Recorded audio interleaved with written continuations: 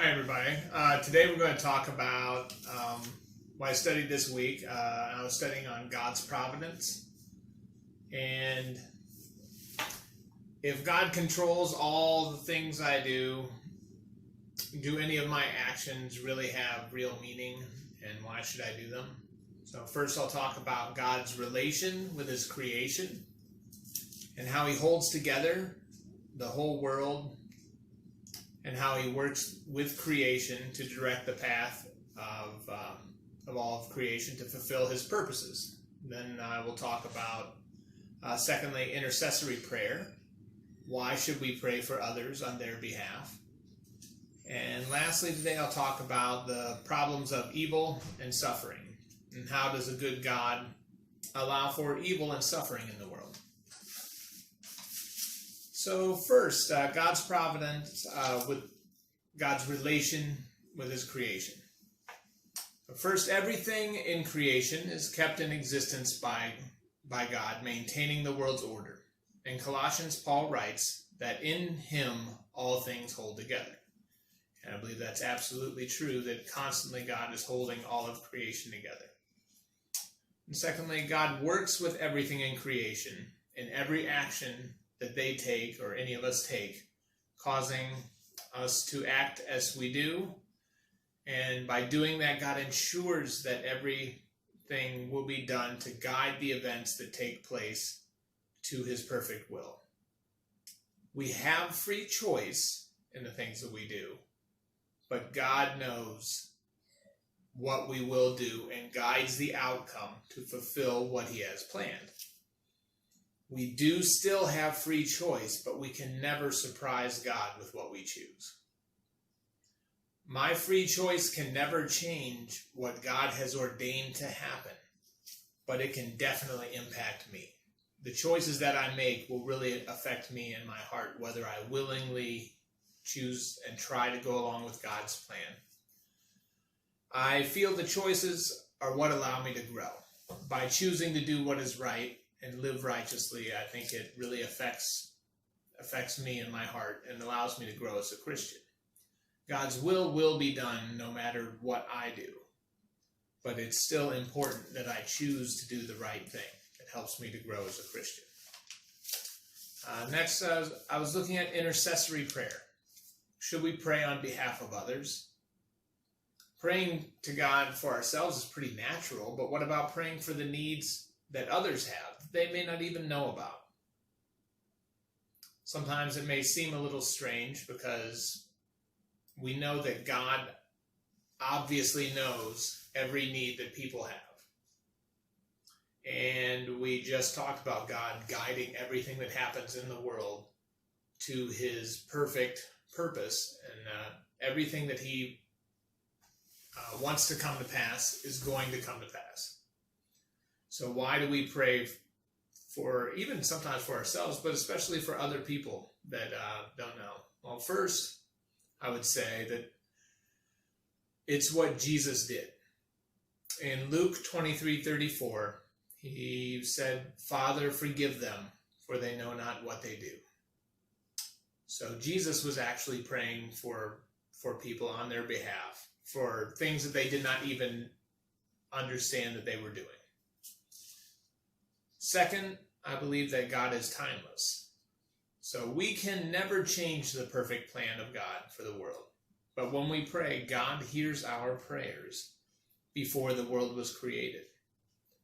And the answer to our prayer can be laid in the foundation of the universe. So though we can't change God's perfect plan for the world, the answer to our prayer can be made into the plan for the world. So the foundation of the universe is when everything I pray for, it arrives with God. He's timeless. So that's a very interesting thing I like to think about. Well, the last thing about praying for others, it helps us to grow and become more compassionate like God. In Matthew chapter 5, verse 44, it reads, "But I say to you, love your enemies and pray for those who persecute you." Nothing will make you grow more than than learning to love your enemies and pray for them, for the good of them. And we also read in Jeremiah 29:7, but seek the welfare of the city where I have sent you into exile, and pray to the Lord on its behalf, for in its welfare you will find your welfare. So so the instructions are to pray for the city where he was at in exile. So it wasn't a good time for him. He probably wasn't very happy to be there, but God wanted him to pray for those people that he was around. And it's in our best interest generally to pray for others too. So last thing I'll talk about briefly is the problem of evil and suffering, which a lot of people bring up. How could a good God allow evil and suffering to be in the world if he is good? First, we'll say that God uses all things to fulfill his purposes. Even evil is used for God's glory and the good of all of us in the world. One of the best stories is the story of Joseph. Joseph's brothers beat him up, threw him in a well, sold him into slavery. He was put into prison. He spent many years, and things didn't get a lot better for a long time. But he had faith in God and trusted in God. He worked hard. He always prayed to the Lord.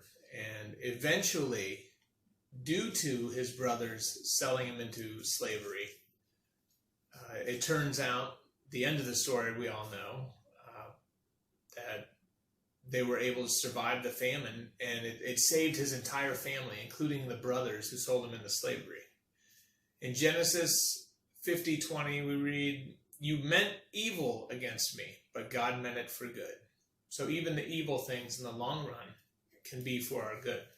God uses them for a greater purpose. Next, God doesn't do evil, and he can never be blamed for evil. We are told to never blame God for tempting us in James 1, verses 13 and 14. It goes on to say that God cannot be tempted by evil, and he himself tempts no one. So God isn't directly tempting us or doing anything evil to us. There are always other entities that do the evil. There are sinful humans. There are demons, and there's also a possibility of angels or other entities in the world doing things that are evil. So God doesn't do the evil, but God does judge everyone for the evil that they do. Eventually, everyone will receive a just punishment for the evil that is done. Christians are able to accept Christ's payment for what they have done for sin. And that's the only way that we are able to reconcile with God, because we will be judged on our actions, and the sins will have consequences. Unfortunately for us, through the sacrifice of Jesus Christ, he will take our punishment for us. But lastly, the good thing is God will eventually deliver the world from evil and restore a sinless world. It's promised in the Bible. In Revelations 21:4, it says, "Death shall be no more, neither shall there be mourning, nor crying, nor pain any more, for the former things have passed away." So we can look forward to a future that is without evil and without suffering. And God will provide that to us. And I also like to think the evil does have a purpose, though. And it's because of seeing the evil that we're able to recognize God's goodness and his glory. A lot of times it's hard to understand something without having to deal